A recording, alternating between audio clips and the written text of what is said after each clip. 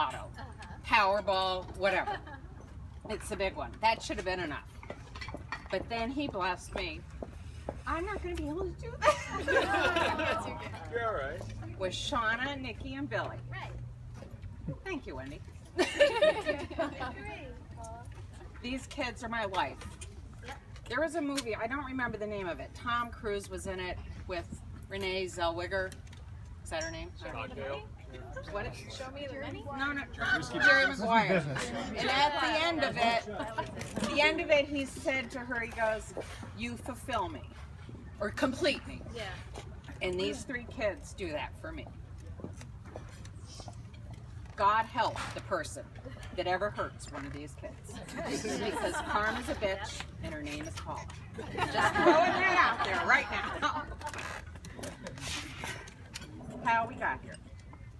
There is a name that's going to come up a couple times, and it's not because I love this kid any more than anybody else. Every one of these boys has grabbed a part of me. This kid just always seems to be with Billy when something good or something bad happens. And that's James.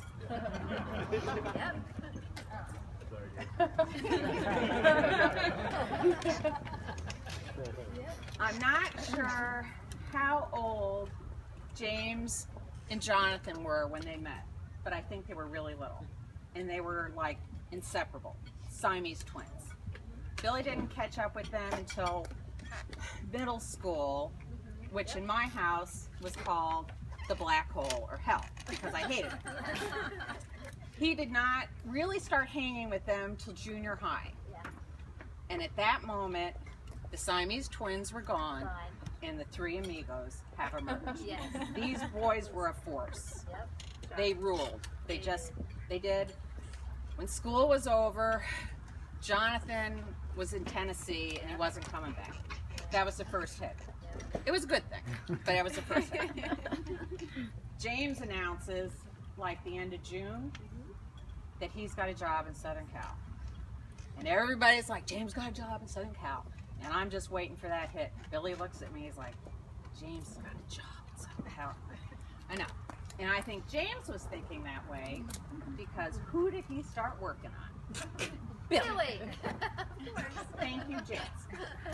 I avoided these conversations like the plague. And I thought if I don't listen, it'll go away. Da, da, da. That being said, I am well aware that I am not the sharpest tool in the shed. I'm a little slow, but I am by no means stupid. And I knew everything they were saying was absolutely true. Billy's dad was out here. Scott was giving him a great opportunity. And James threw the trump card in. Billy, you can play golf 7 days a week. 365 days a year. See ya. James came out to find a place to live.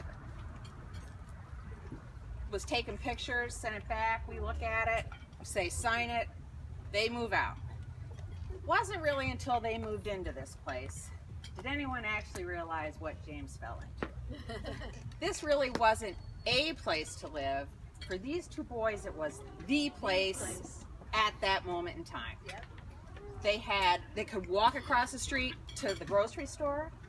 They could walk down the boulevard to every bar and restaurant. You sit on the patio. There was the beach and the ocean a block and a half away. But the real find there was not their apartment. It was the one upstairs. Yeah. This apartment came fully furnished with basically a harem of not only beautiful, but nice, intelligent, and single young girls. One of these little blondes was around an awful lot on my first visit. And I said to Billy, is there something going on here? And he said, you mean with James and Christina? I said, yeah. He goes, yeah, you know, I asked him, and he said no. I said, do you believe him? He goes, no. And I said, I don't either. And there they said. They got married last October.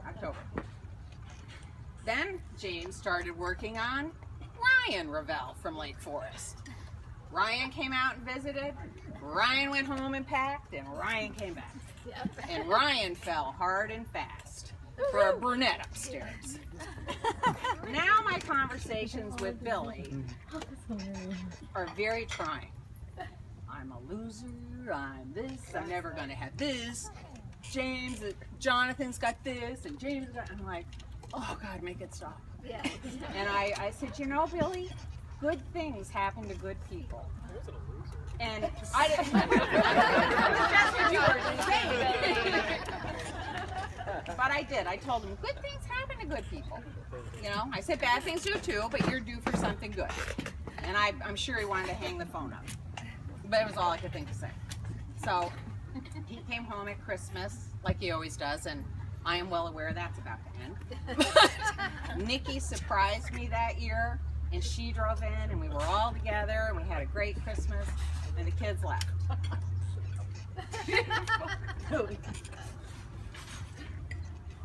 What? About 4 days after they left, my husband, I had to take him by ambulance to the hospital. Billy texts me, and who's he with? James. He's getting ready to tee off on some Trump golf course, and he's all excited. It's a beautiful day, and da-da-da-da. And I text him, and I said, in the hospital with Ed, doctor just came in and says it doesn't look good. Please tell your sisters.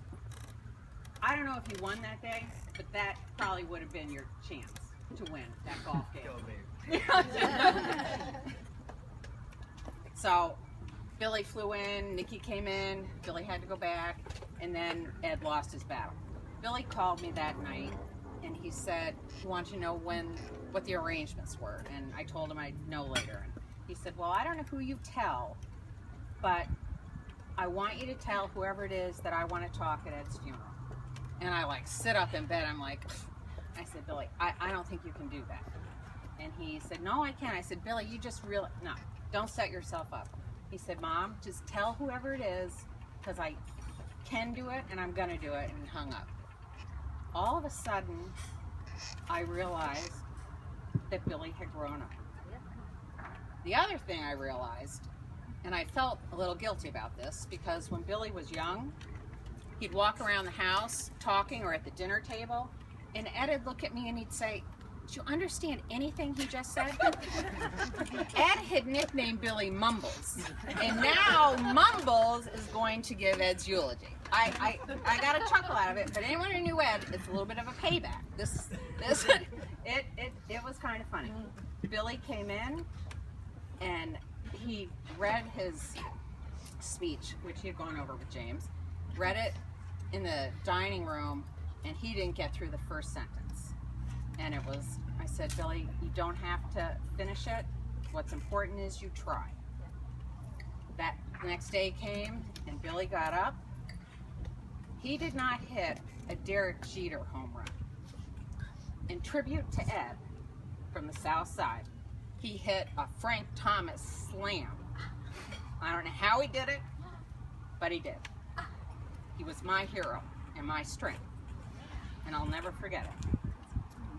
At the luncheon, Wendy, James's mom, comes up to me, and I said, "Oh God, Wendy, Billy was my hero," and she put her hand on me and she said, "Today, Billy became a man."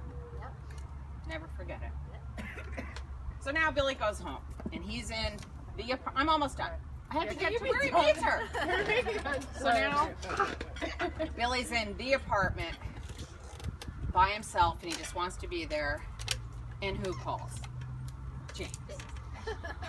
And apparently a bunch of people are going to go out to dinner, and they want Billy to go, and he is adamant that he is not going. I don't know if anybody here has ever had a discussion with James, but you got about a 90% chance of losing. Needless to say, Billy was at that dinner. And who was at that table? This little angel right here. From such sorrow came the ultimate. Really bad. This is your power. And see, good things happen to good people, Billy. Really. Yep. And this is it. Yep. You crying? No. I know all of you young gals that are married are great, but I think God saved the best for last for me. Cheers.